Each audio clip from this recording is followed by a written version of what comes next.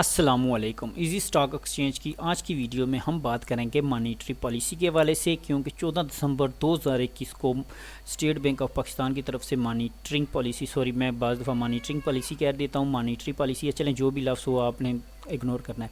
Monetary policy का ऐलान हो रहा है। आपने देखा होगा कि इस पे मैंने पहले भी वीडियो बनाई थी, जब पिछली दफ़ा एक माह पहले जो है ना मॉनेटरी पॉलिसी का ऐलान हुआ था।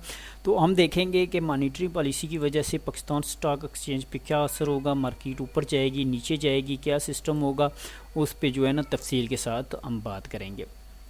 अच्छा, सबसे पहले तो मैं आपको ये बता दूं कि मैंने एक वीडियो बनाई थी 19 नवंबर को। पिछली दफ़ा जो है ना एक माह पहले Pakistan state bank of Pakistan की तरफ से मॉनेटरी पॉलिसी का ऐलान किया गया था। तो ये वीडियो जो है वो मैंने अपलोड की थी 20 नवंबर को।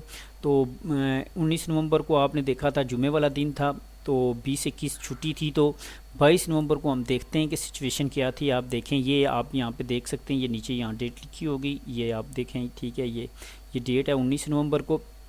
19 नवंबर को मार्केट ग्रीन क्यों थी? उसकी वजह ये थी कि मॉनेटरी पॉलिसी का ऐलान जो है वो मार्केट क्लोज़ होने के बाद किया गया था। तो आगे हफ्तार इतवार छुट्टी थी। तो आप देख सकते हैं कि 22 नवंबर को मार्केट एकदम से गिरी है। मार्केट 744 पॉइंट नीचे गिरी थी। मंडे वाले दिन, अगले दिन जो है वो मार्केट मज़ीद गिरी थी 796 पॉइंट्स।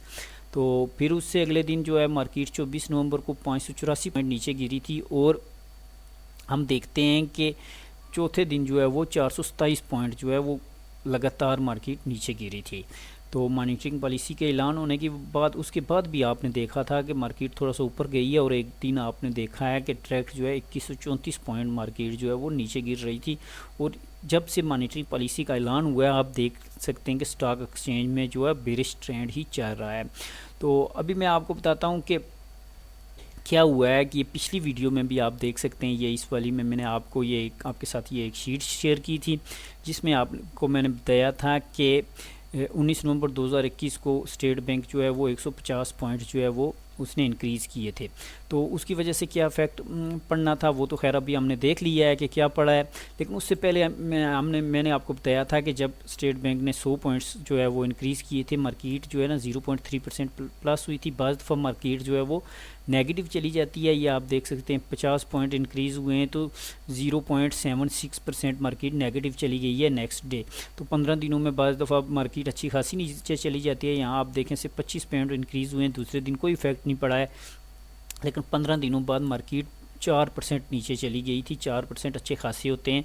ये आपकी मार्केट जो है यहाँ पे 4% नीचे गई थी, यहाँ पे आप देखें, और 2200 पॉइंट हो गए थे।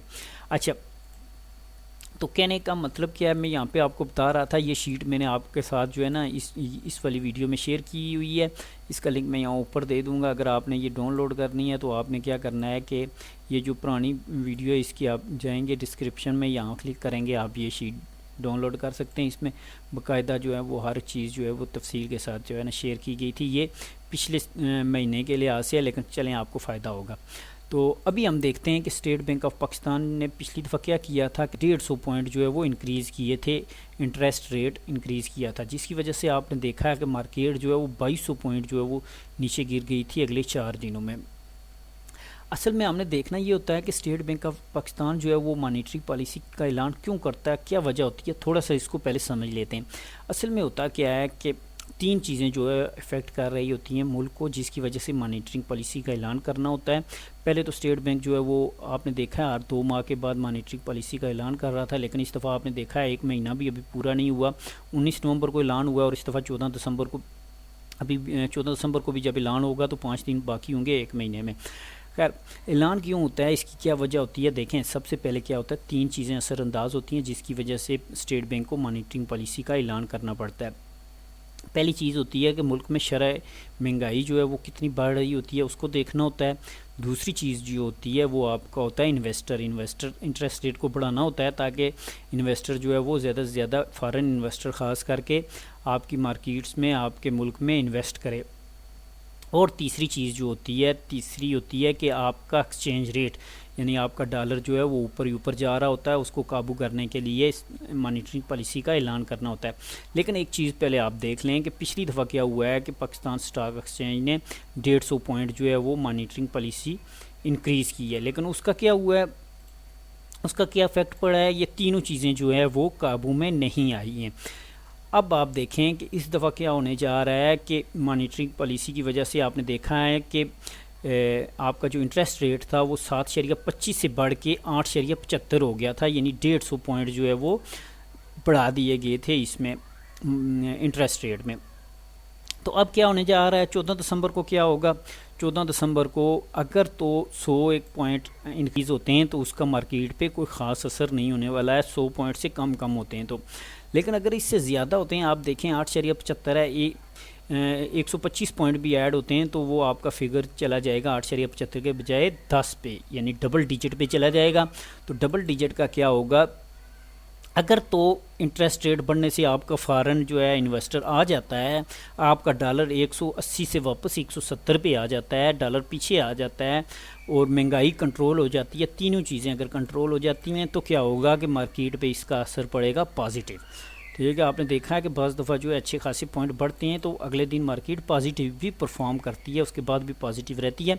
लेकिन बज़ दफ़ा क्या होता है कि और मार्केट अगर फर्स्ट टाइम आपने देखा है मुख्तलिफ़ जगहों पे देखें, जैसे यहाँ पे 100% इंक्रीज़ हुआ है तो अगले दिन मार्केट 1.5% नेगेटिव हो गई है, लेकिन अगले 15 दिनों में पॉजिटिव उसने परफॉर्म किया, 6.25% ऊपर चली गई है। ये डेटा आप क्लियरली देख सकते हैं, इसको रिसर्च कर सकते हैं।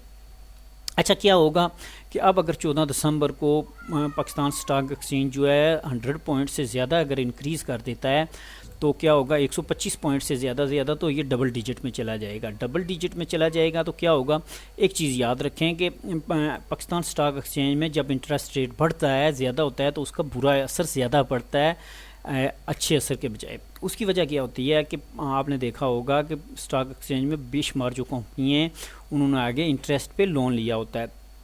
अब फ़र्ज़ करें एक बंदे ने लोन लिया हुआ था, आप एक महीना पीछे चले जाएं, 7.25% उसने इंटरेस्ट लेना था, तो पिछली दफ़ा तो 8.75 हो गया, और अगर आप भी अगर उसमें 150 या इतने पॉइंट इजाफा हो जाता है, वो 10 से ऊपर चला जाता है, तो देखें उसके इंटरेस्ट में 50% इजाफा हो गया है। यानी पहले उसने 1 लाख पे 7,000 रुपया देना था, अब 1 लाख रुपये पे उसने 10,000 या 10,500 जब वो देगा तो उसके इंटरेस्ट रेट में 50% इजाफा हो जाएगा।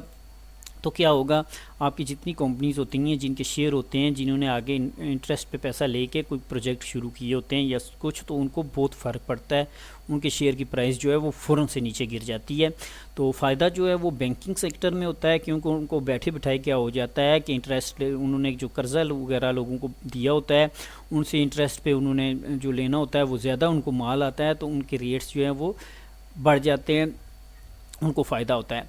तो सबसे पहली चीज़ जो देखने वाली है वो ये है कि स्टॉक एक्सचेंज में क्या इसका असर होगा कि अगर तो आपका डॉलर आ जाता है इंटरेस्ट रेट बढ़ने से, उसको काबू करने के लिए ये करते हैं, और वो अगर 180 से वापस पीछे की तरफ आता है तो मार्केट पॉजिटिव जाएगी। और उसके अलावा आपका इन्वेस्टर अगर मार्केट में हिस्सा लेता है, इन्वेस्ट करता है, तो मार्केट पॉजिटिव होगी। लेकिन हमने देखा कि ऐसा नहीं हो रहा।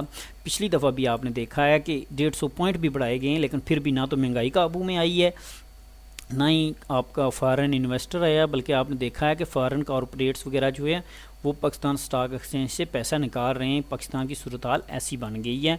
तो देखें, ये इंटरेस्ट रेट भी जब बढ़ाना पड़ता है तो आप देखें ये गवर्नमेंट की नाकामी होती है कि जब वो ना इन 3 चीज़ों पे काबू नहीं पा सकती, महंगाई पे काबू नहीं पा रही होती, एक्सचेंज रेट पे काबू नहीं पाया जा रहा होता, तो क्या होता है, और आपका इन्वेस्टर नहीं आ रहा है, तीनों चीज़ें, तो क्या होता है, इंटरेस्ट रेट बढ़ाया जाता है ताकि ये तीनों चीज़ों को काबू किया जाए।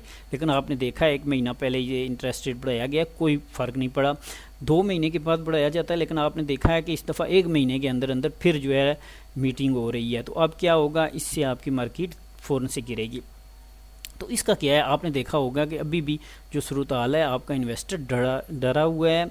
मार्केट जो है यहाँ से आपने देखा है कि 3 दिनों में 500-600 पॉइंट नीचे आई है। मार्केट जो है 2-4 दिनों से क्या है कि आपने देखा है बस थोड़ी सी नीचे जाती है, ऊपर जा रही है। हालांकि जुम्मे को सेकंड टाइम पे इसको अच्छा परफॉर्म करना चाहिए था, लेकिन क्या है कि इन्वेस्टर डरा हुआ है, उसको समझ नहीं आ रही कि इंटरेस्ट रेट कितना बढ़ेगा, उससे क्या फ़र्क पड़ेगा। तो इस वजह से अब देखने की बात यह है कि मंगल वाले दिन जो है वो आपकी आ रही है मॉनिटरिंग पॉलिसी का ऐलान हो रहा है। तो इसका असर क्या होगा, ज़्यादा इसका असर जो है वो बुध वाले दिन होगा। तो आपने इसको देख लेना है, समझ लेना है, उस हिसाब से ट्रेडिंग करनी है ताकि आपको नुकसान ना हो। बाकी चीज़ें मैंने डिटेल के साथ बता दी हैं, कुछ रिसर्च करना आपका काम है। तो इंशाल्लाह मिलते हैं अपनी अगली वीडियो में। अपना ख्याल रखिए।